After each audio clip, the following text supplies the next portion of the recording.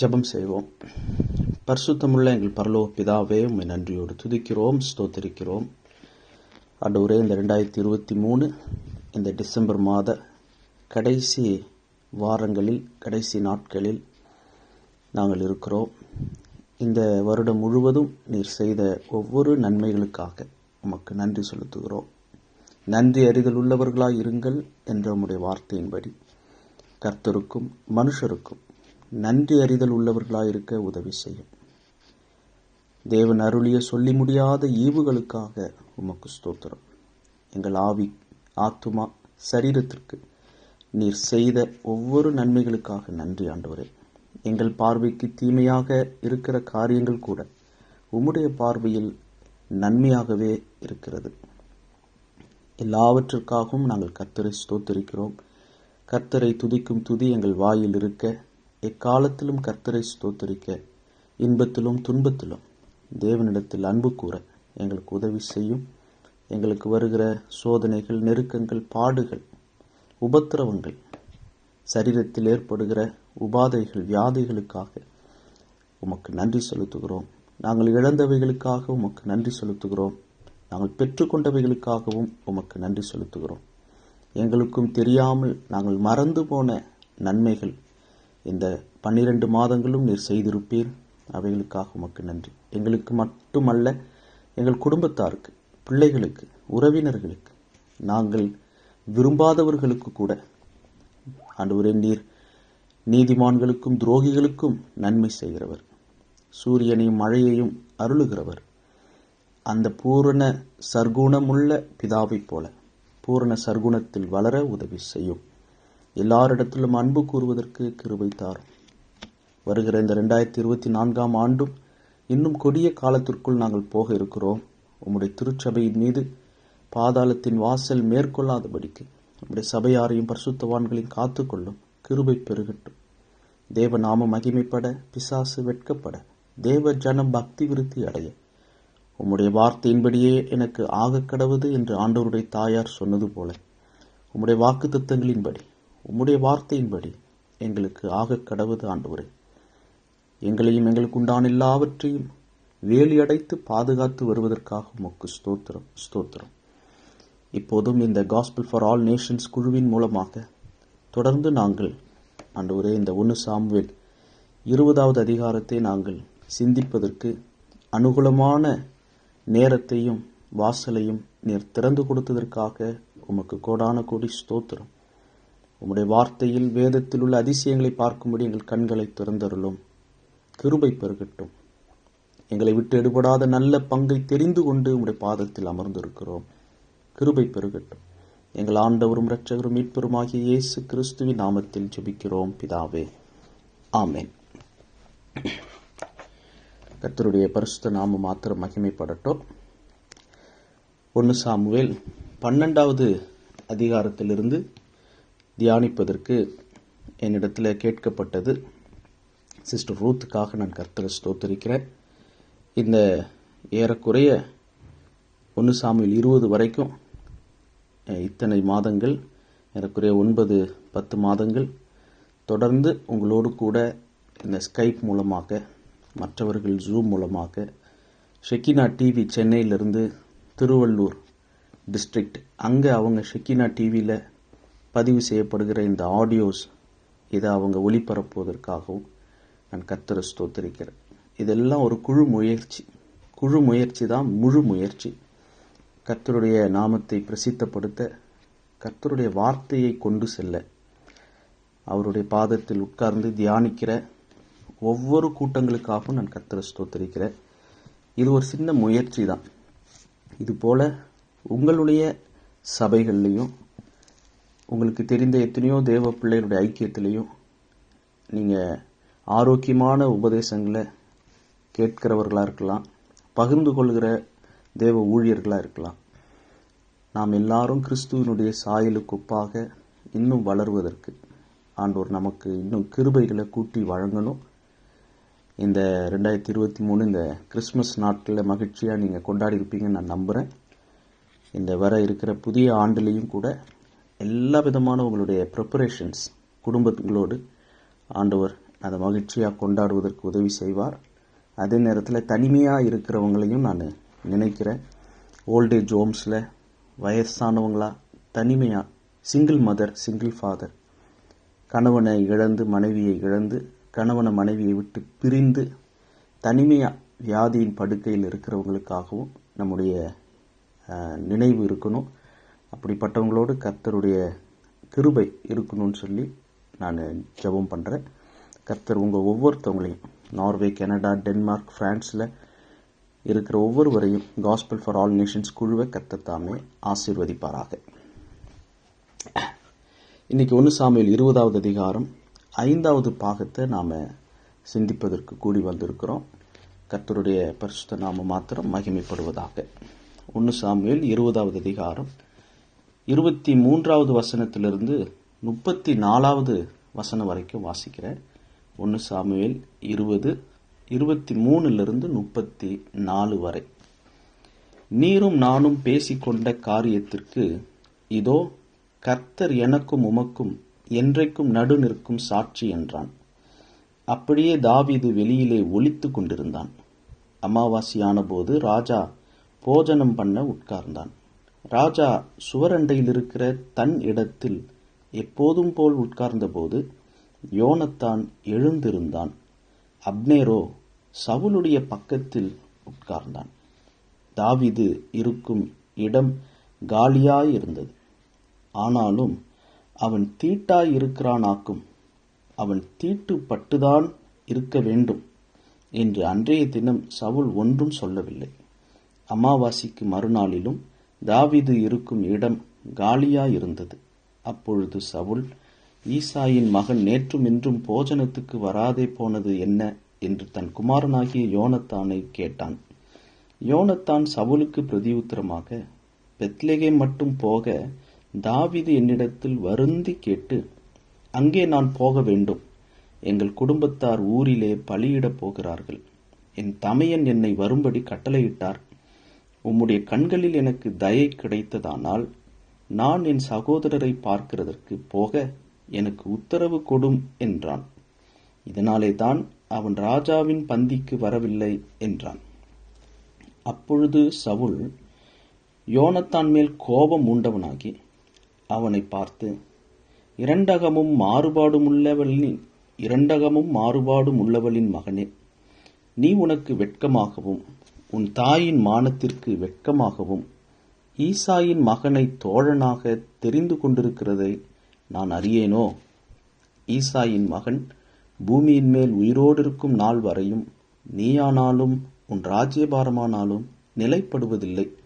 இப்போதே அவனை அழைப்பித்து என்னிடத்தில் கொண்டு வா, அவன் சாக வேண்டும் என்றான். யோனத்தான் தன் தகப்பனாகிய சவுலுக்கு பிரதியுத்தரமாக, அவன் ஏன் கொல்லப்பட வேண்டும்? அவன் என்ன செய்தான் என்றான். அப்பொழுது சவுல் அவனை குத்தி போட அவன் மேல் ஈட்டியை எறிந்தான். ஆகையால் தாவீதை கொன்று போட தன் தகப்பன் தீர்மானித்திருக்கிறான் என்பதை யோனத்தான் அறிந்து கொண்டு கோபதாபமாய் பந்தியை விட்டு எழுந்திருந்து போய் அமாவாசையின் மறுநாளாகிய அன்றைய தினம் போஜனம் பண்ணாதிருந்தான். தன் தகப்பன் தாவீதை நிந்தித்து சொன்னது அவனுக்கு மனநோவாய் இருந்தது. இந்த வாசிக்கப்பட்ட இந்த வேத பகுதி, இந்த பகுதியில் ஒவ்வொரு வார்த்தைகளும் ரொம்ப முக்கியமானது. பரிசுத்த ஆவியானவர் இந்த சம்பவங்களை நமக்கு ஒரு டைரி மாதிரி, ஒரு அரசாங்கத்தில், ஒரு அரண்மனையில், ராஜாவினுடைய குடும்பத்துக்குள்ள, ஒரு தேசிய தலைவர்களுக்குள்ள, குறிப்பாக அரசியல் தலைவர்கள் அல்லது ஆவிக்குரிய தலைவர்கள் அல்லது தேவனுடைய பிள்ளைகளுடைய தலைவர்கள், தேவ பிள்ளைகளை வழிநடத்துகிறவர்களுடைய மனநிலையையும் அவங்களுடைய அடுத்தடுத்த கட்டத்தையும் ரொம்ப அழகாக ஆவியானவர் நமக்கு எழுதி வைத்திருக்கிறார். இதிலிருந்து இன்றைய காலத்தில் குடும்ப தலைவர்களாகவும் தலைவிகளாகவும் திருச்சபையில் கர்த்தர் ஒவ்வொரு விதமான வரங்களையும் கிருபைகளையும் அழைப்பையும் கொடுத்து பலரை பலவிதமாக அவருடைய பணியில் அவர் பயன்படுத்துகிறார். அவருடைய மந்தையிலேயும் பயன்படுத்துகிறார், அவருடைய தோட்டத்திலும் பயன்படுத்துகிறார். ஸோ அதனால் ஊழியம் என்றால் சபைக்குள் செய்வது மட்டும் ஊழியம் அல்ல, அது மந்தையில் செய்யப்படுகிற ஊழியம். தோட்டத்தில் செய்யப்படுகிற அவருடைய திராட்சை தோட்டத்தில் வேலைக்கு அமர்த்தப்பட்டவர்களும் உண்டு. ஸோ கர்த்தர் ஒவ்வொருத்தவங்களையும் திருச்சபைக்குள்ளேயும் திருச்சபைக்கு வெளியேயும் ஒருவரோடு ஒருவர் இணைந்து செய்கிற பலவிதமான தலைமை பண்புகளை ஆண்டவர் வேதத்திலிருந்து நமக்கு கற்றுத்தருகிறார். இந்த பகுதியிலிருந்து நாம் கற்றுக்கொள்ளுகிற பாடங்கள், முதலாவது, இங்க குறிப்பாக அந்த ராஜ பந்தி, அமாவாசை பந்தி அல்லது சமாதான பலி அந்த மாத பிறப்பில் ஒரு கொண்டாட்டமாக அவங்க உட்கார்ந்து ஒவ்வொருத்தவங்களும் சாப்பிடுவது, அந்த பலி விருந்துன்னு சொல்லப்படுது. 30வது வசனத்தில் ராஜபந்தி, ராஜ விருந்து அப்படின்னு சொல்லப்படுது. எதனால் தாவீது அந்த விருந்துக்கு வரல அப்படின்றதையும் யோனத்தான் அழகாக அதை விளக்கி சொல்கிறார். ஸோ இங்கே பல பெயர்கள் இந்த விருந்துக்கு கொடுக்கப்பட்டிருந்தாலும், அது ஒருவேளை இங்கே அரண்மனையில் ராஜா வீட்டு விருந்தாக இருக்கலாம், அல்லது இஸ்ரவேல் மக்கள் அவங்க குடும்பத்தார் அவங்களுடைய வசதிக்கேற்ப அவங்களுடைய குடும்பத்தில் எத்தனை பேர் இருக்காங்களோ அவங்க எல்லாரும் மாதத்துக்கு ஒரு முறை குடும்பங்கள் எல்லாம் ஒன்று சேர்ந்து சாப்பிடுகிற ஒரு அழகான ஒரு கலாச்சாரம். இது கர்த்தரே நியமித்து கொடுத்த ஒரு கலாச்சாரம். ஆண்டவர் ஒற்றுமையின் ஆண்டவர். பிரிந்திருக்கிறவங்க வேலை நிமித்தமாக, பல காரணங்கள் நிமித்தமாக, ஒருவேளை சமாதானம் இல்லாமல் ஒப்புரவாகாமல் இருக்கிறவங்க மறுபடியும் ஒப்புரவாகிறதுக்கும் சமாதானமாகிறதுக்கும் மாதத்துக்கு ஒரு முறை, மாதத்தினுடைய மாத பிறப்புகளில் 1ஆம் தேதி ஆனால் எல்லாரும் ஒன்று சேர்ந்துடணும் அப்படின்றதுக்காக கர்த்தர் நியமித்து கொடுத்துருக்கிறாரு. இதில் குறிப்பாக சில குடும்பங்கள் வருஷத்துக்கு ஒரு முறையாவது கூடுவாங்க. அப்படிதான் சாமுவேலுடைய அப்பா அம்மா அன்னாள், அவங்க எல்கானா அன்னாள் வருஷத்துக்கு ஒரு முறை அவங்க ஏலி இருந்த அந்த ஆசரிப்பு கூடாரத்துக்கு அவங்க வருவாங்க, ராமாவிலிருந்து வருவாங்க. இது வருஷத்துக்கு ஒரு முறை தேவ சமூகத்திற்கு பலி செலுத்தி விருந்து சாப்பிட்டு குடும்பமாக ஒப்புரவாகி மகிழ்ச்சியோடு திரும்ப போகிற ஒரு பழக்கமும் இருந்துச்சு. அப்படிப்பட்ட அந்த பலி விருந்து, அந்த ராஜா விருந்து, அந்த மாத பிறப்பின் விருந்து, இந்த விருந்துல குறிப்பா ஒரு காரியத்தை ஆவியானவர் எழுதி வச்சிருக்கிறாரு. 25வது வசனத்துல வாசிக்கிறோம், ராஜா சுவர் அண்டையில் இருக்கிற தன் இடத்தில் எப்போதும் போல் உட்கார்ந்த போது. சவுல் ராஜா மாத பிறப்புகள்ல அல்லது விருதுகள்ல எந்த இடத்துல எங்க எப்படி உட்கார்றாருன்றத கூட அழகா படம் பிடிச்சு இங்க எழுதப்பட்டிருக்கு. சவுல் ராஜா உட்கார்ந்த இடம், அதுவும் எப்போதும் போல் உட்காருகிற இடம். அப்பனா எப்போதும் அந்த இடத்துல தான் ராஜா உட்காருவார். அந்த இடம் எப்படிப்பட்ட இடம்னு சொன்னா, சவுல் சுவர் அண்டையில் உட்காருவார். அதாவது செவுத்துல சாய்ந்து சுவர் பக்கமாக அவர் உட்காருவார். இதை ஒரு சில வேத பண்டிதர்கள் என்ன சொல்றாங்கன்னா, சவுலுக்கு அவருக்கு தொடர்ச்சியான ஒரு பயம் இருந்தது. தனிப்பட்ட விரோதிகள், எங்க அரண்மனைக்குள்ள தாவீது கூட சேர்ந்தவர்கள் சூழ்ச்சி செய்து முதுகுல குத்திட போறாங்க அப்படின்ற ஒரு பயத்தினாலதான் எப்போதும் சவுல் அந்த சுவர் அண்டையில தன்னுடைய முதுகுக்கு பின்னால காலியா இருக்கக்கூடாது இடம், சுவர் பக்கம் சாய்ந்து அவர் உட்கார்ந்திருந்தார் அப்படின்னு சில வேத வல்லுநர்கள் அதை குறிப்பிட்டு அதை விளக்குறாங்க. அப்படிதான் இருந்திருக்கும்னு கட்டாயம் கிடையாது, அவருக்கு பிடித்த இடமா இருந்திருக்கலாம். ஆனா ஒரு மனிதன் தன் முதுகுக்கு பின்பாக சுவரை வைக்கிறாங்க அப்படின்னா, சில பேர் முகத்துக்கு முன்னாடி சுவர் வைப்பாங்க, அவங்க முன்னாடி போகவே மாட்டாங்க, அவங்க யார்கிட்டையும் முகம் கொடுத்து பேச மாட்டாங்க, அவங்க முன்னாடி ஒரு சுவர் இருக்கும், முகத்திரை அல்லது ஒரு விதமான ஒரு மறைவு. இந்த பர்தா போட்டுக்கிட்டு முஸ்லிம் பெண்கள் போற மாதிரி அவங்க முகத்தை வெளியில காட்ட மாட்டாங்க, யார் முகத்திலையும் முழிக்க விரும்ப மாட்டாங்க, எதையும் அவங்க தூர பார்வை இருக்காது, குறுகிய பார்வை தான் இருக்கும். அது அவங்க முன்னாடி ஒரு சுவர் இருக்கிற மாதிரி. இப்போ சவுல் மாதிரி ஆட்களுக்கு என்னன்னா பின்னால சுவர். அவங்க எப்போ பார்த்தாலும் பின்னாடி திரும்பி திரும்பி பார்த்துக்குவாங்க. ஒரு மனுஷனுக்கு ஒரு பழி வாங்குற கூட்டம் யாராவது இருக்கிறாங்க அப்படின்னா அவங்க நிம்மதியாக தூங்க முடியாது. அவங்க எப்போதும் திரும்ப திரும்ப பார்ப்பாங்க, பின்னாடி யாராவது ஃபாலோ பண்ணுறாங்களா, சஸ்பிஷியஸாக இருக்கிறாங்களா, அவங்களுடைய பின்பகுதியை மறைச்சிருப்பாங்க. அதுபோல் இங்கே ஒரு ஒரு அன்செக்யூர்டான, தனக்கு பாதுகாப்பு இல்லைன்ற ஒரு மனநிலையோடு கூட இங்கே சவுல் ராஜா சுவர் பக்கம் பின்பக்கம் சுவர் வச்சு சாஞ்சு அவர் எப்போதும் எல்லாத்தையும் கண்காணிக்கணும் அப்படின்ற ஒரு மனநிலைக்குள்ள சைக்காலஜிக்கலி இந்த நிலையில் ராஜா வந்துட்டாரு. அதனால தான் பந்தி விருந்து அப்போ கூட சுவர் பக்கம்தான் உட்கார்றாரு அப்படின்ற ஒரு கருத்து பல வேத ஆராய்ச்சியாளர்கள் மத்தியில் இருக்கிறத நான் புரிந்து கொண்டேன். இதுதான் உண்மை அப்படின்னு சொல்லிட முடியாது, அப்படி இருந்திருக்கலாம். அவங்க சொல்றதும் ஒரு வகையில் ஏற்றுக்கொள்ளக்கூடிய ஒரு கூற்று. அடுத்தது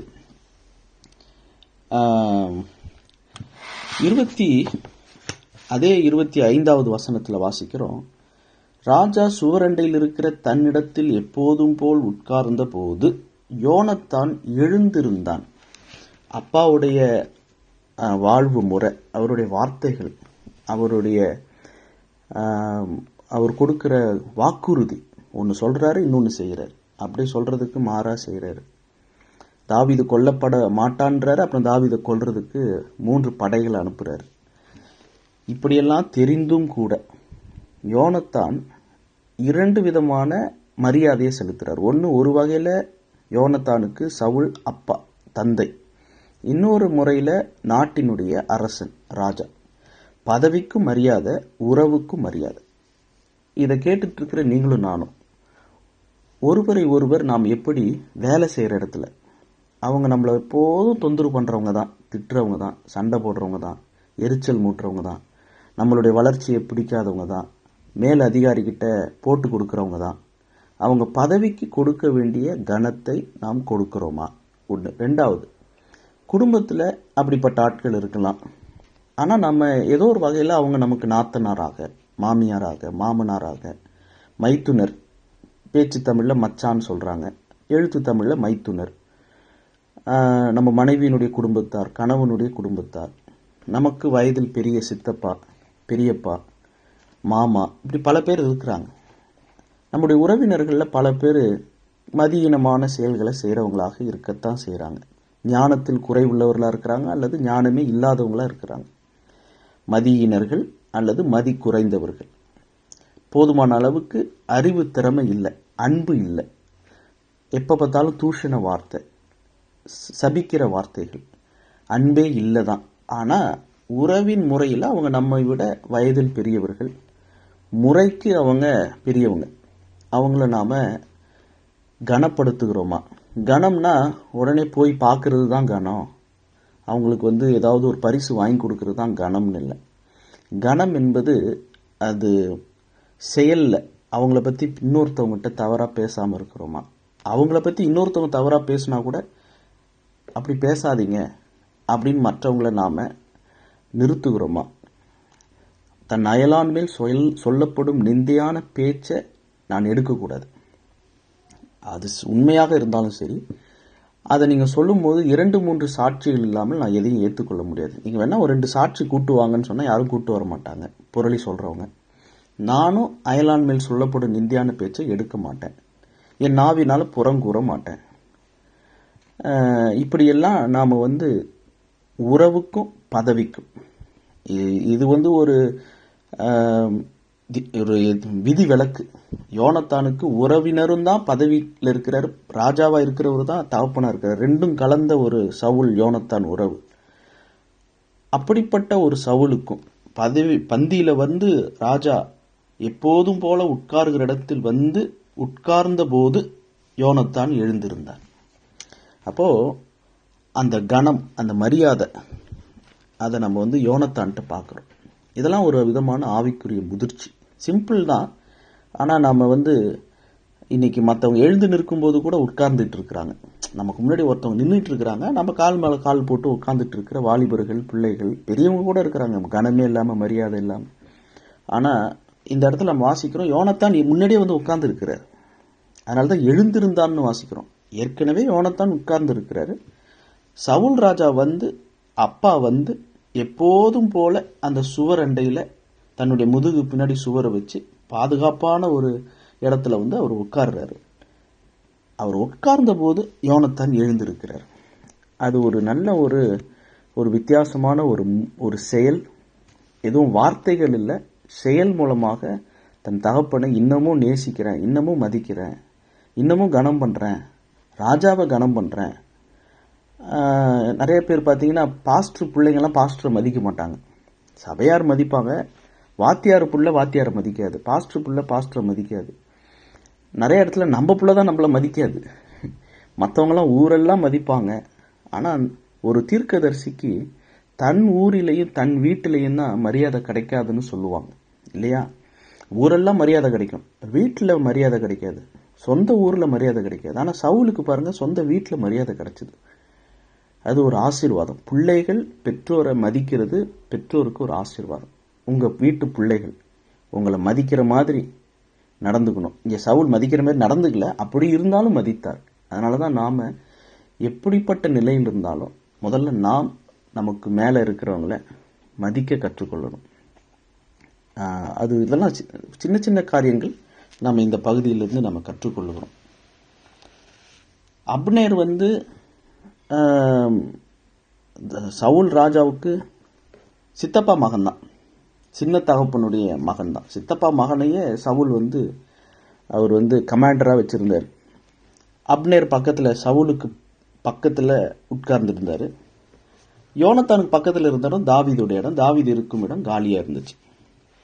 அதாவது மரியாதை என்பது என்ன அப்படின்றத நான் புரிஞ்சுக்கிட்டு தான் சொல்கிறேன். பயமும் அன்பும் கலந்தது தான் மரியாதை. லவ் அண்ட் ஃபியர், இது இட்ஸ் ஈக்குவல் டு ரெஸ்பெக்ட். எனக்கு பயம் இருக்குது, அன்பும் இருக்குது, அது ரெண்டும் சேர்ந்தால் மரியாதையாக மாறிடுது. நாம் எப்படி பிறரை மதிக்கிறோம்.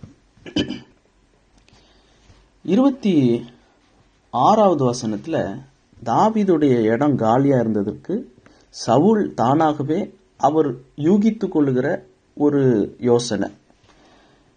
25-26 வாசிக்கிற, ராஜா சுவரண்டையில் இருக்கிற தன்னிடத்தில் எப்போதும் போல் உட்கார்ந்த போது யோனத்தான் எழுந்திருந்தான். அப்னேரோ சவுலுடைய பக்கத்தில் உட்கார்ந்தான். தாவீது இருக்கும் இடம் காலியா இருந்தது. ஆனாலும் அவன் தீட்டா இருக்கிறானாக்கும், அவன் தீட்டுப்பட்டுதான் இருக்க வேண்டும் என்று அன்றைய தினம் சவுல் ஒன்றும் சொல்லவில்லை. இதை நம்ம கொஞ்சம் நிதானமாக இதை புரிந்து கொள்ளணும். இன்னைக்கு இதை மட்டும் இன்னைக்கு சொல்லி அடுத்த கூட்டத்தில் இதனுடைய தொடர்ச்சியை பகிர்ந்து கொள்ள விரும்புகிறேன். பழைய இஸ்ரவேல் மக்கள் பழைய ஏற்பாட்டு பழைய உடன்படிக்கையின்படி ஒரு மனிதன் 24 மணி நேரம் தீட்டா இருப்பதற்கு காரணம் என்ன? எதனால ஒரு மனிதன் தீட்டா இருக்கலாம்? லேவியராகமம் 7வது அதிகாரம் 21வது வசனம். லேவியராகமம் 7:21. மனுஷருடைய தீட்டையாவது தீட்டான மிருகத்தையாவது அருவருக்கப்படத்தக்க தீட்டான மற்ற எந்த வஸ்துவையாவது ஒருவன் தொட்டிருந்து கர்த்தருடைய சமாதான பலியின் மாம்சத்திலே புசித்தால் அவன் தன் ஜனங்களில் இராதபடிக்கு அறுப்புண்டு போவான் என்றார். தீட்டானத அல்லது ஒரு அசுத்தத்தை, ஒரு மனுஷனுடைய கழிவை அல்லது தீட்டான மிருகம், பழைய ஏற்பாட்டில் சொல்லப்பட்ட தீட்டான மிருகங்களை அடக்கம் பண்ணுறதுனாலையோ அதை தொட்டதுனாலையோ கர்த்தருடைய சமாதான பலியின் அந்த விருந்தில் அந்த மாம்சத்தில் ஒருத்தவங்க சாப்பிட்டாங்கன்னா அவங்கள கல்லெறிந்து சாகடிக்கணும். அவங்க அது ஒரு குற்றம் மட்டும் இல்லை, அது ஒரு மரண தண்டனை, விதிக்கப்பட வேண்டிய ஒரு தண்டனை. அதே லேவியராகமும் 11வது அதிகாரம், இது ஒரு தீட்டு. அடுத்தது லேவியராகமும் 11:24-28. அவைகளாலே தீட்டுப்படுவீர்கள்.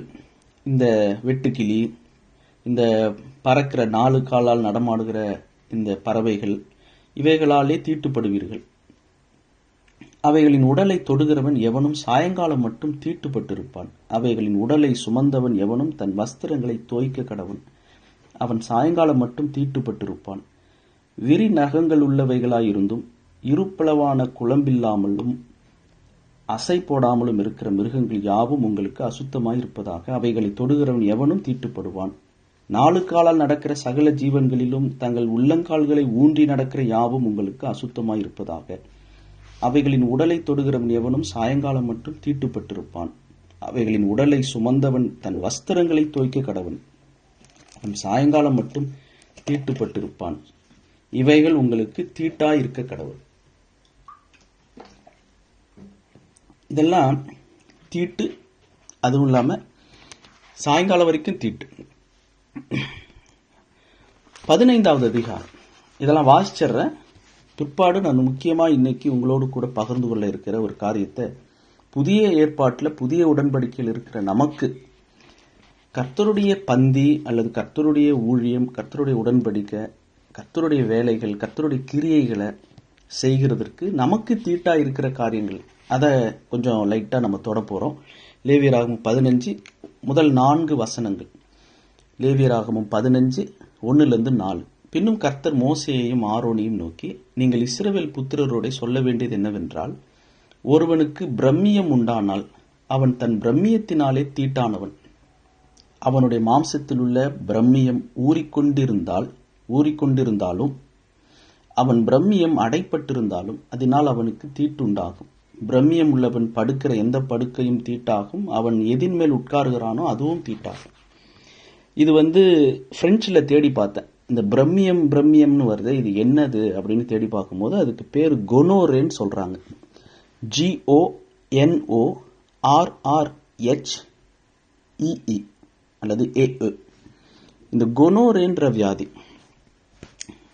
இது அப்படின்னா என்ன? அந்த கொனோரேன்ற வியாதி அல்லது அந்த தீட்டு புதிய ஏற்பாடுன்னு சொல்றதை விட இன்டர்நெட்ல அது என்ன விதமான ஒரு டிசீஸ் அப்படின்னா, சில பேருக்கு அவங்களுடைய விந்து, அவங்களுடைய உயிரணுக்கள் போய்கிட்டே இருக்கும், அது நிற்கவே நிற்காது. ஒரு விதமான ஒரு வியாதி அது. அதனால பாலுறவு சம்பந்தமான வியாதிகள் பரவ வாய்ப்பு இருக்கு. அது ஊறிக்கொண்டே இருக்கும், அது அடைப்பட்டு இருக்கும். அது ஒரு விதமான தங்களை மீறி தங்களுடைய கண்ட்ரோல் இல்லாம வெளியேறுகிற உயிரணுக்கள். இது ஒரு தீட்டானது அப்படின்னு சொல்லி இந்த லேவியராகமம் 15 1-4 வாசிக்கிறோம். 16 வாசித்து பாருங்க. லேவியராகமம் அதே 15வது அதிகாரம் 16-18. ஒருவனிலிருந்து இந்திரியம், இங்க தமிழ்ல நம்ம வாசித்தது பிரம்மியம். லேவியராகமம் 15 முதல் 4 வசனங்கள்ல பிரம்மியம்னு வாசிக்கிறோம். 16ல இந்திரியம்னு வாசிக்கிறோம். ஒருவனிலிருந்து இந்திரியம் கழிந்ததுண்டானால் அவன் தண்ணீரில் மூழ்க வேண்டும். இது ஒரு மனிதனுக்கு, ஒரு ஆணுக்கு வெளியேறுகிற உயிரணுக்கள். அவன் தண்ணீரில் மூழ்க வேண்டும். சாயங்காலம் மட்டும் அவன் தீட்டுப்பட்டிருப்பானாக. கழிந்த இந்திரியம் பட்ட வஸ்திரமும் தோலும் தண்ணீரினால் கழுவப்பட்டு சாயங்காலம் மட்டும் தீட்டா இருப்பதாக. இந்திரியம் கழிந்தவனோட ஸ்திரீ படுத்து கொண்டிருந்தால் இருவரும் தண்ணீரில் மூழ்கி சாயங்காலம் மட்டும் தீட்டுப்பட்டிருப்பார்களாக. 2 பேருமே சாயந்தரம் வரைக்கும் தீட்டுப்பட்டிருப்பாங்க. அல்லது உடலுறவு பாலுறவுல ஈடுபடுகிற கணவன் மனைவி, அவங்க தீட்டு, வஸ்திரம் தீட்டு, இருவருமே தீட்டு. அல்லது தனித்திருந்தால் அந்த மனிதன் தீட்டானவர். இதெல்லாம் லேவியராகமத்துல நாம் வாசிக்கிறவை. யாத்ராகமம் 19 சீனாய் மலையில யாத்ராகமம் 20வது அதிகாரத்துல மோசே 10 கட்டளைகளை அவர் பெறப்போகிறாரு. 40 நாள் காத்திருந்து பெற்றுக்கொள்றாரு. அந்த 20வது அதிகாரம் நமக்கு தெரியும், எக்ஸோடஸ் 20, யாத்ராகமம் 20. 19வது அதிகாரத்துல மோசே என்ன சொல்றாரு பாருங்க. யாத்ராகமம் 14:15. மோசே மலையிலிருந்து இறங்கி ஜனங்களிடத்தில் வந்து அவர்களை பரிசுத்தப்படுத்தினான். அவர்கள் தங்கள் வஸ்திரங்களை தோய்த்தார்கள். மோசே ஜனங்களை நோக்கி, 3ஆம் நாளுக்கு ஆயத்தப்பட்டிருங்கள், மனைவியினிடத்தில் சேராதிருங்கள் என்றான். இப்ப பழைய ஏற்பாட்டு காலத்துல, அதாவது பிரெஞ்சுல மொயனாஷ்னு சொல்லுவாங்க, இங்கிலீஷ்ல மிடில் ஏஜ்னு சொல்லுவாங்க. இந்த காலகட்டம் வரைக்கும் கூட, இன்னைக்கும் கூட சில தீவிரமான பக்தி உள்ளவர்களும் இப்படி இருக்கிறாங்க. அதாவது என்னன்னா, ஆவிக்குரிய காரியங்கள், பக்தியான காரியங்களில் ஈடுபடுகிறவர்கள் அவங்க வந்து மனைவியின் இடத்துல சேரக்கூடாது. அப்படி சேருவது அது ஒரு விதமான தீட்டு. ஏன் அது தீட்டாக கருதப்பட்டது? உலக ஆசாபாசம், உலக இன்பம், உலக மகிழ்ச்சி, பரலோக மகிழ்ச்சிக்கு இது வந்து என்னை வந்து தடுக்கக்கூடாது, என்னை வந்து டெகான்சன்ட்ரேட் பண்ணக்கூடாது, நான் கான்சென்ட்ரேட்டடாக இருக்கிறேன். இந்த வசனங்களின் அடிப்படையில் இன்னும் சிலர் அன்னகர்களாக தேவன் அழைத்திருக்கிறார் என்கிற வார்த்தையின் அடிப்படையில் சிலர் திருமணமாகாமல் இல்லற வாழ்க்கையில் ஈடுபடாமல் இருப்பது தான் அருட்பணிக்கு, தேவ பணிக்கு சிறந்த வழி அப்படின்ற சில உறுதியான நம்பிக்கையில் பலர் இருக்கிறாங்க. ஆனால் இங்கே பழைய ஏற்பாட்டில் இங்கே சொல்லப்பட்டது என்ன? நீங்கள் மனைவியினிடத்தில் சேராமல் இருக்கணும். நீங்கள் வேணால் மொயனாஷ் கேலண்டரை, நான் வந்து ஸ்கூலில் வேலை செய்கிறேன், கடந்த ஒரு 6-6.5 வருஷமாக நான் ஸ்கூலில் வேலை செய்கிறேன். ஆவ்எஸ்எஸ்ன்னு சொல்லுவாங்க ஃப்ரெஞ்சில், ஏதோஸ் ஆஃபன் சிச்சுவேஷன் ஹேண்டிகேப், ஹேண்டிகேப் பிள்ளைங்களை கேர் பண்ணுற ஒரு வேலை. இப்போ எனக்கு 2 வாரம் கிறிஸ்மஸ் லீவில் தான் நான் இருக்கிறேன். அந்த வேலையில் ஹிஸ்ட்ரி வாத்தியார் வந்து பிள்ளைங்களுக்கு கிளாஸ் எடுக்கும்போது அந்த வரலாற்று ஆசிரியர் சொன்ன ஒரு பாடம் எனக்கு புதுசாக இருந்தது. என்னென்னா, மிடில் ஏஜ்னு சொல்கிற மொயனாஷ் காலத்தில் 365 நாட்களில் கேத்தலிக்ஸ் எப்படி வாழ்ந்தாங்கன்னா, அன்றைய நாட்களில் வாழ்ந்த பிரான்ஸில் இருந்த கத்தோலிக்கர்கள் எப்படி வாழ்ந்தாங்கன்னா, 365 நாளில் 60% நாட்கள், ஏறக்குறைய 150-200 நாட்கள் அவங்க வந்து திருமணமானவங்க வந்து இல்லற வாழ்க்கையில் ஈடுபடக்கூடாது. இது வந்து மொயனாஷ் காலத்தில் பிரான்ஸில் இப்படி ஒரு கேலண்டர் இருந்தது. இந்த நாள் இந்த புனிதருக்கான நாள், இந்த நாள் இந்த புனிதருக்கான நாள். இப்போ இன்றைக்கும் பார்த்தீங்கன்னா 365 நாளும் புனிதர்களுக்கு ஒவ்வொருத்தவங்களுக்கும் பேர் போட்டிருப்பாங்க. புனிதர்களுடைய பேர் ஏறக்குறைய 1000கணக்கில் இருக்கிறாங்க. ஆனால் ஒரு செலக்டிவாக சில பேருடைய பேர் மட்டும்தான் ஒவ்வொரு நாளும் போடுறாங்க. ஆனால் மொயனாஷ் காலத்தில் மிடில் ஏஜ் டைமில் 60%, ஒரு வருஷத்தில் 200 நாட்கள் ஒரு கணவன் மனைவி இல்லற வாழ்க்கையில் அவங்க ஈடுபடக்கூடாது, பக்தியோடு இருக்கணும், அப்படியெல்லாம் இருந்திருக்கிறாங்க. இங்கே யாத்ராம புஸ்தகத்தில் அதை நம்ம வாசிக்கிறோம். 1 சாமுவேல் 21 இங்கே சவுலை விட்டு தப்பிச்சு தாவீது ஓடும்போது அங்கே ஒரு பிரதான ஆசாரியர் என்று கருதப்படுகிற ஒரு ஆசாரியன் அகிமேலேக்கை சந்திக்கிறார். 21வது அதிகாரம். அகிமேலேக்கை சந்திக்கும் போது அங்கே பசிக்கு அவர் ஒரு 5 அப்பம் இருந்தால் கூட எது இருக்குதோ அதை எங்களுக்கு சாப்பிட கொடுக்க சொல்லி ஆசாரியன் இடத்துல கேட்குறாரு. அப்போ 1 சாமுவேல் 21:3 வாசிக்கிறேன். இப்போதும் உம்முடைய கையில் இருக்கிறது என்ன? 5 அப்பமாகிலும் என்னவாகிலும் இருக்கிறதை என் கையிலே கொடும் என்றான். ஆசாரியன் தாவீதுக்கு பிரதியுத்தரமாக, பரிசுத்த அப்பம் இருக்கிறதே ஒழிய சாதாரண அப்பம் என் கையில் இல்லை. வாலிபர் ஸ்திரீகளோடே மாத்திரம் சேராதிருந்தால் கொடுப்பேன். பசிக்கு நான் அப்பம் தரேன், உன் சத்துரு பசியா இருந்தால் ஆகாரம் கொடு. ஆனால் இங்கே சமூகத்து அப்பம், அந்த சமூகத்து அப்பம் பரிசுத்தமானது, அதை பரிசுத்தமானவர்கள் மட்டும்தான் சாப்பிடணும். குறிப்பாக அதை லேவியர்கள் மட்டும்தான் புசிக்கணும். ஆரோனுடைய சந்ததியார் மட்டும்தான் ஆசாரியர்கள் புசிக்கணும். அந்த லேவி கோத்திரத்து ஆசாரியர்கள், தாவீது யூதா கோத்திரம். தாவீது வந்து கேட்குறார் பசிக்கு. ஆசாரியன் சொல்கிற காரியம் என்ன?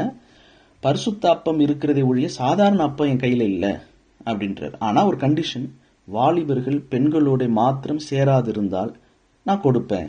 இப்போ தாவீது ஆசாரியனுக்கு பிரதியுத்தரமாக ஒரு அழகான ஒரு விளக்கம் கொடுக்கிறார். அவருடைய ஆர்குமெண்ட் என்ன?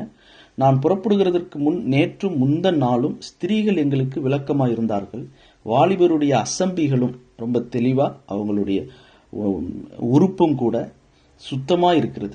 இன்றைய தினம் வேற அப்பம் பாத்திரத்தில் பிரதிஷ்டை பண்ணப்பட்டதினால் இது சாதாரணமாயிற்றே என்றான். ஒவ்வொரு நாளும் ஒரு ஒரு அப்பத்தை பரிசுத்தப்படுத்துவாங்க.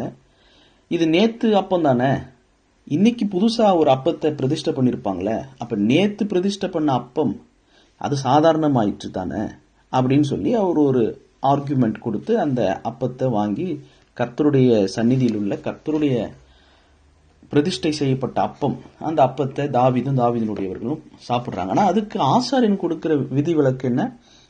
வாலிபர்கள் பெண்களோட மாத்திரம் சேராதிருந்தால், அவங்களுக்கு எந்த விதமான உடலுறவு இல்லாதிருந்தால் நான் கொடுப்பேன் அப்படின்னு சொல்றாரு.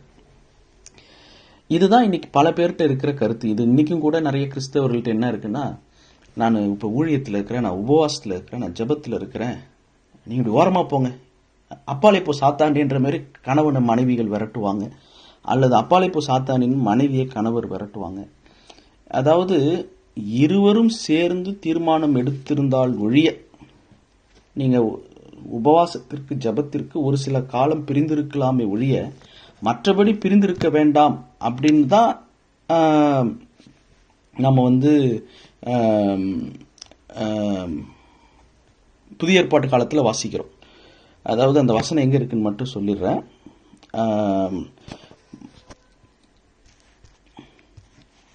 1 கொரிந்தியர் 7வது அதிகாரம் 5வது வசனத்தில் வாசிக்கிறோம். உபவாசத்திற்கும் ஜபத்திற்கும் தடையிராதபடிக்கு இருவரும் சில காலம் பிரிந்திருக்க வேண்டும் என்று சம்மதித்தால் அன்றி. 2 பேரும் சம்மதிக்கிறாங்க. நான் கொஞ்ச நாள் உபவாசம் பண்ணலான்னு இருக்கிறேன், என்னை டிஸ்டர்ப் பண்ண வேண்டாம் அப்படின்னு ஒரு மனைவி கணவர்கிட்டயோ கணவர் மனைவி கிட்டேயோ சேர்ந்து முடிவெடுத்து ஜபத்திற்கு உபவாசத்திற்கு தடை இல்லாதபடிக்கு சில காலம் பிரிந்திருக்க வேண்டும் என்று இருவரும் சேர்ந்து சம்மதித்தால் அன்றி ஒருவரை விட்டு ஒருவர் பிரியாதிருங்கள். உங்களுக்கு விரதத்துவம் இல்லாதமையால் சாத்தான் உங்களை தூண்டி விடாதபடிக்கு மறுபடியும் கூடி வாழுங்கள். விரதத்துவம் கிடையாது. திருமணமான கணவன் மனைவிக்கு விரதம்லாம் இருக்க தெரியாது, இருக்க மாட்டாங்க.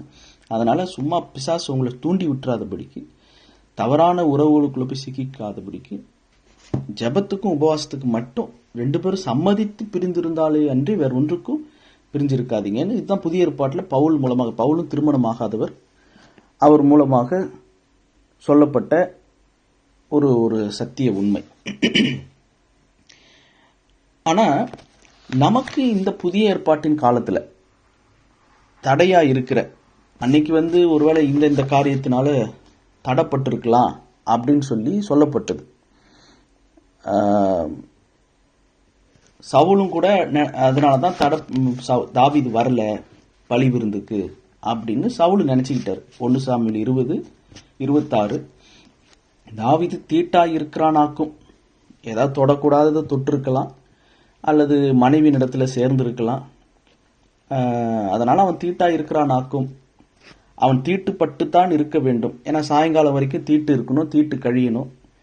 அதனால இன்னைக்கு ராஜ விருந்துக்கு, சமாதான பழி விருந்துக்கு, மாத பிறப்பின் விருந்துக்கு தாவீது வரல அப்படின்னு சவுல் நினைச்சுக்கிட்டாரு. அப்போ ஒருவித பிரமாணத்தின்படி தீட்டானவர்கள் கர்த்தருடைய பந்தியில பங்கு பெறக்கூடாது.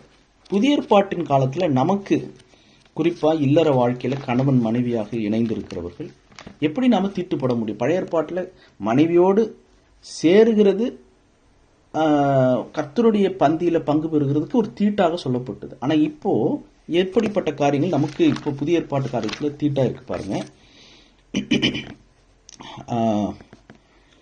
1 பேதுரு 3வது அதிகாரம் 7வது வசனம்.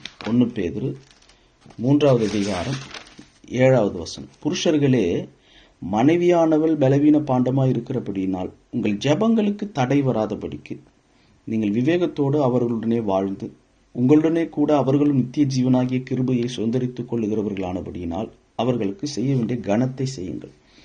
விவேகத்தோடு ஒரு கணவன் மனைவியோடு வாழ்வது, மனைவிக்கு செய்ய வேண்டிய கனத்தை செய்வது. விவேகமா வாழ்வது என்றால் என்ன? அவங்க எதிர்பார்க்கிற கனம். ஒருத்தவங்களுக்கு ஒரு மாதிரி கனம் இருக்கும். உங்க அம்மாவுக்கு முன்னாடி என்ன கனப்படுத்துங்கன்னு ஒரு மனைவி கேட்கலாம். அம்மாவே இல்லை கணவருக்கு, மாமியாரே இல்லை, இறந்து போயிட்டாங்க. அப்போ போய் அதை எதிர்பார்க்க மாட்டாங்க. வேற ஒரு கணம், என்னை முன்ன வைக்கணும், என் பக்கத்தில் உட்காந்து சாப்பிடணும். ஒரு விழாவுக்கு கூட்டிட்டு போக வேண்டியது, கடைசியாக விழா முடிகிற வரைக்கும் மனைவியோடயே இருக்கிறது கிடையாது. அவங்கள பார்த்து இவங்கள பார்த்து சிரித்து பேசி எல்லாத்தையும் பேசிட்டு இவங்க பாட்டிங்க உட்காந்துட்டு இருப்பாங்க. இந்த மாதிரி சில பேர் கனவீனப்படுத்துவாங்க. அதாவது கனவீனப்படுத்தணும்னு கனவீனப்படுத்தல, கனப்படுத்தாமல் இருப்பதே அவங்களுக்கு ஒரு கனவீனமாக எடுத்துக்கொள்ளப்படும். ஸோ இப்படி பல விதங்களில் எதிர்பார்க்கப்படுகிற கனத்தை, அவங்க என்ன எதிர்பார்க்குறாங்களோ அந்த கனத்தை செய்யலைன்னா விவேகமா வாழல. அப்படி விவேகமா கனப்படுத்தி வாழலைன்னா என்ன ஆயிடும்? உங்கள் ஜபங்களுக்கு தடை வந்துடும். ஓஹோ, அப்ப ஜபம் தடைப்படக்கூடாது. குறிப்பா கணவன் ஜெபிக்கிற ஜபத்துக்கு தடை வரக்கூடாதுன்னா விவேகமா அவங்களோட வாழணும், அவங்கள கனப்படுத்தணும். 1 தீமோத்தேயு 2:8 புருஷர்கள் கோபமும் தர்க்கமும் இல்லாமல் பரிசுத்தமான கைகளை உயர்த்தி எல்லா இடங்களிலேயும் ஜெபம் பண்ண வேண்டும் என்று விரும்புகிறேன். மத்தேயு 6 இயேசு கிறிஸ்து சொன்னாரு, நீயோ ஜெபம் பண்ணும்போது அந்தரங்கத்திலே பார்க்கிற உன் பிதாவை நோக்கி உன் கதவை பூட்டி, உன் அறைக்குள் பிரவேசித்து உன் கதவை பூட்டி அங்க நீ ஜெபம் பண்ணுன்னார். ரகசிய ஜெபம், அந்தரங்க ஜெபம். பவுல் மூலமாக ஆவியானவர் என்ன சொல்லி வச்சிருக்கிறாரு? புருஷர்கள் எல்லா இடங்களிலேயும் ஜெபம் பண்ணணும். எப்படி? கைகளை உயர்த்தி. அதுவும் எப்படிப்பட்ட பரிசுத்தமான கைகளை உயர்த்தி.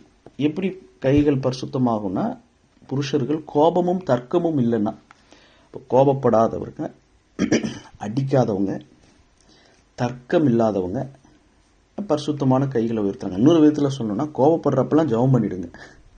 கோபம் வருதா, ஏசப்பா ஸ்தோத்திரம் அப்படின்னு சொல்லி ஜெபம் பண்ணிட்டா கோபம் தனியும். அப்படி கோபப்படாம கைகளை உயர்த்தி ஜெபம் பண்ணணும். இதெல்லாம் ஜெபத்துக்கு தடையை ஏற்படுத்தி விடும். இன்னொன்று 1 கொரிந்தியர் 6வது அதிகாரம்.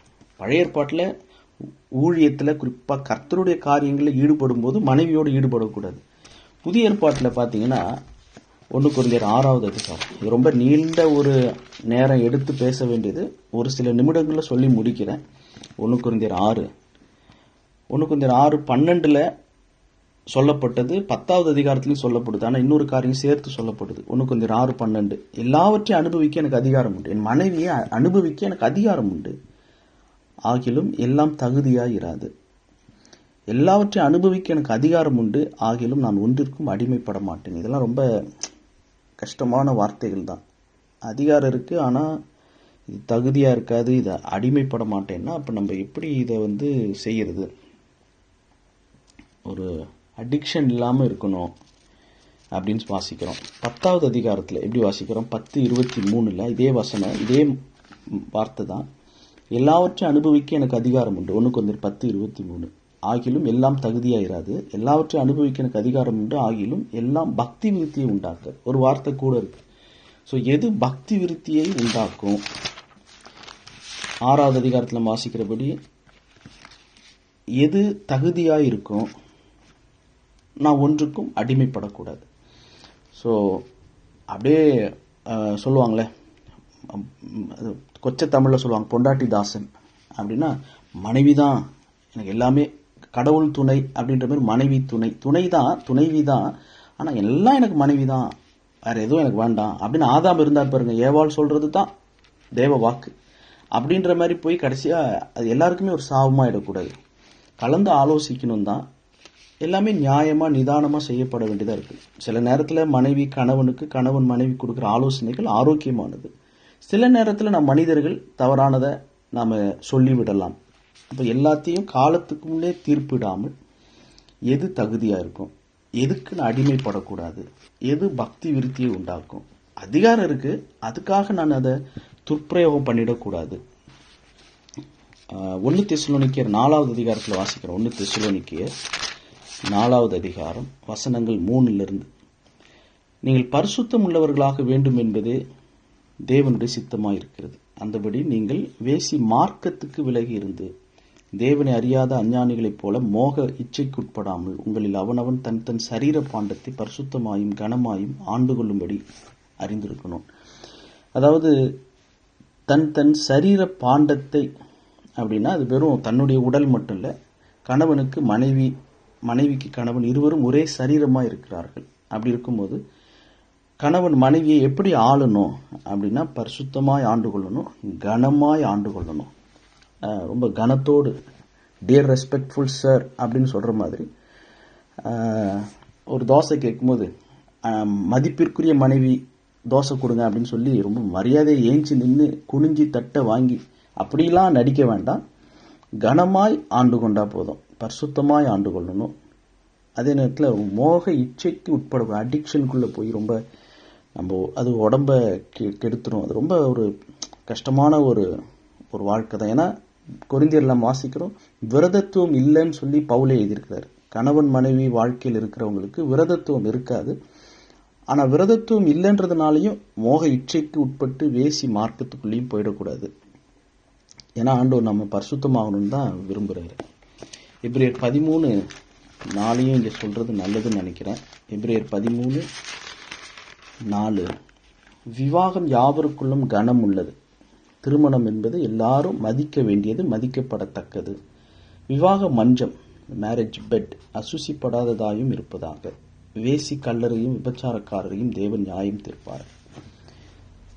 ஸோ அந்த பழைய ஏற்பாட்டில் மனைவியோடு இணைந்தவர்கள் கர்த்தருடைய பந்தியில பங்கு பெறுறதுக்கு தீட்டானவர்கள். புதிய ஏற்பாட்டில் அப்படி இல்லை.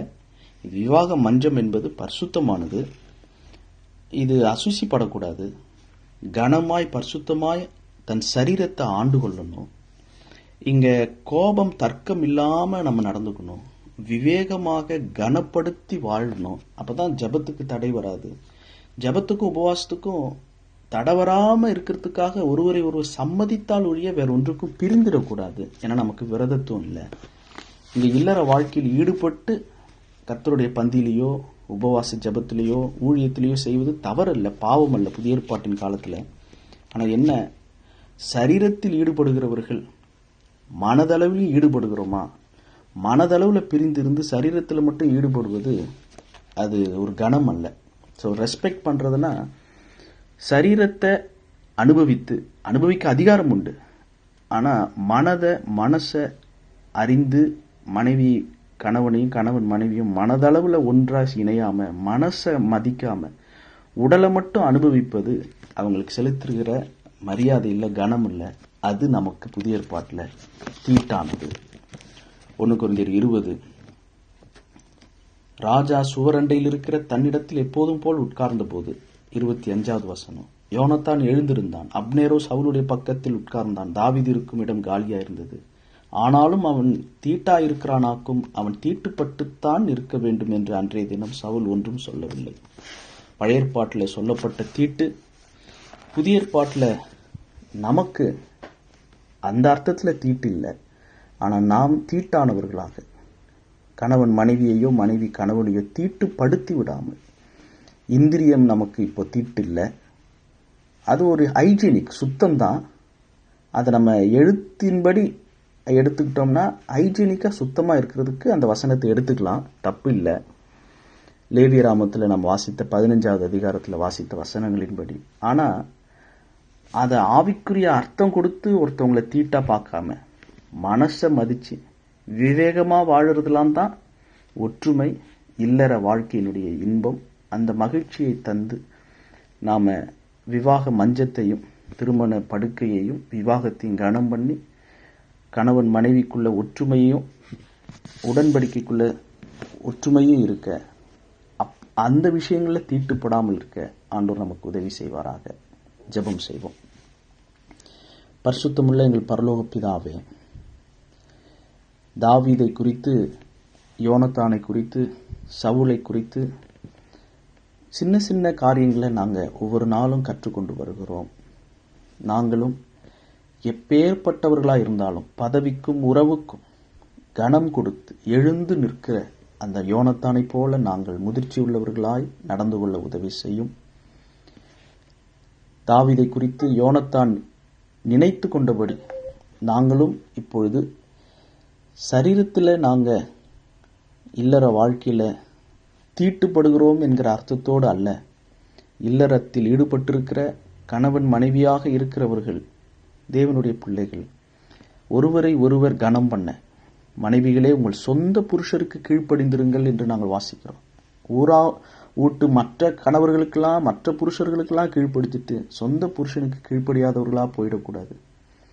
மற்றவங்கள்ட்டெல்லாம் அன்பா பேசிட்டு தன் சொந்த மனைவி கிட்ட அன்பா பேசாம இருந்துடக்கூடாது. இப்படி நாங்கள் விவேகமாய் இந்த இல்லற குடும்ப தாம்பத்திய வாழ்க்கையை மகிழ்ச்சியோடு வாழ, ஞானமாய் வாழ, இவைகளிலே நாங்கள் தீட்டுப்பட்டு விட்டு எங்கள் ஜெபங்களுக்கு தடை வந்து விடாதபடிக்கு காத்துக்கொள்ளும். தாவீது அருளின கிருபைகளை எங்களுக்கும் அருளுவீராக. கணவன் மனைவி குடும்பங்களை ஆசீர்வதியும், சமாதானத்தையும் சந்தோஷத்தையும் மகிழ்ச்சியையும் தாரும். திருமணமான புதிதில் அவங்களுக்கு இருந்த அந்த ஆனந்தம், அந்த ஒரு அன்பு காதல் இப்போதும் எப்போதும் நிலைத்திருக்க பிதா குமாரன் பரிசுத்தாவின் நாமத்தினால் ஆசீர்வதிக்கிறோம். கிருபை பெருகட்டும். எங்கள் ஆண்டவராகிய இயேசு கிறிஸ்துவின் மூலமே ஜெபிக்கிறோம் பிதாவே. ஆமென். ஆமென்.